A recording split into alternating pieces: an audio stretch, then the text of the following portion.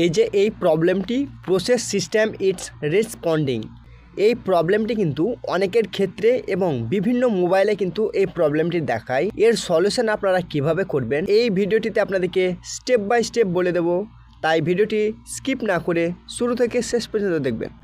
তো বন্ধুরা, process system it's responding এটি কেন দেখায়, এর কিন্তু তিনটি কারণে হয়। আপনাদেরকে এই তিনটি কারণ স্টেপ বাই স্টেপ বলে দেব।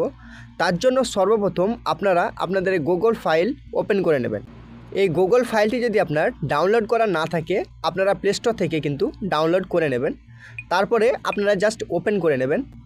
ওপেন করার পর আপনাদেরকে যে জিনিসটি লক্ষ্য রাখতে হবে, আপনারা নিচের দিকে দেখতে পাচ্ছেন যে ইন্টারনাল স্টোরেজ। এই ইন্টারনাল স্টোরেজ আপনাদেরকে মিনিমাম 30% ফ্রি আপনাদেরকে রাখতে হবে, না হলে আপনাদের এই প্রবলেমটি দেখাবে।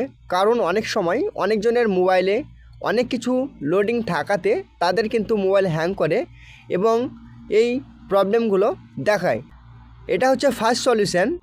সেকেন্ড সলিউশনটি কী আছে, তার জন্য আপনারা আপনাদের ফোনের সেটিংটা ওপেন করে নেবেন। সেটিংটা ওপেন করার পর এখানে দেখতে পাচ্ছেন অ্যাপ লিস্ট লেখা আছে, জাস্ট এই অ্যাপ লিস্টের ওপর ক্লিক করবেন। অ্যাপ লিস্টের ওপর ক্লিক করলে আপনাদের ফোনে যে সমস্ত অ্যাপসগুলো আছে A to Z কিন্তু এখানে শো হয়ে যাবে।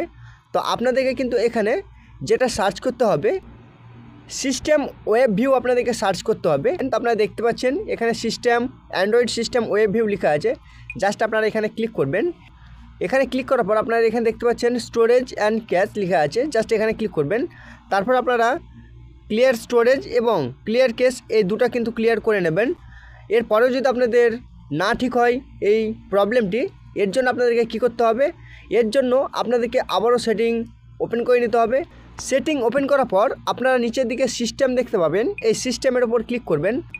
তারপরে এই রিসেট ফোন লেখা থাকবে, এই রিসেট ফোনের ওপর আপনারা ক্লিক করবেন। আপনারা নিচে দিয়ে দেখতে পাচ্ছেন ইরেজ অল ডাটা, অর্থাৎ এখানে আপনাদেরকে লক্ষ্য রাখতে হবে আপনাদের মোবাইলে যে সমস্ত ডাটাগুলো থাকবে A to Z কিন্তু এখানে ডিলিট হয়ে যাবে। সেক্ষেত্রে আপনাদেরকে বলবো আপনারা আপনাদের যে পার্সোনাল ডাটাগুলো বা ফটো ভিডিও থাকবে আপনারা অন্য ফোনে ট্রান্সফার করে নেবেন। এগুলো কিন্তু আপনারা আর ফেরত পাবেন না, আপনাদের কিন্তু A to Z ডিলিট হয়ে যাবে এবং আপনারা রিসেট মারলেই কিন্তু আপনাদের এই প্রবলেমটি কিন্তু সলভ হয়ে যাবে। তো বন্ধুরা, এই ভিডিওটিতে আপনাদেরকে স্টেপ বাই স্টেপ বলে দিলাম প্রসেস সিস্টেম ইটস রেসপন্ডিং কেন আছে, এর তিনটি কারণ আপনাদেরকে বলে দিলাম।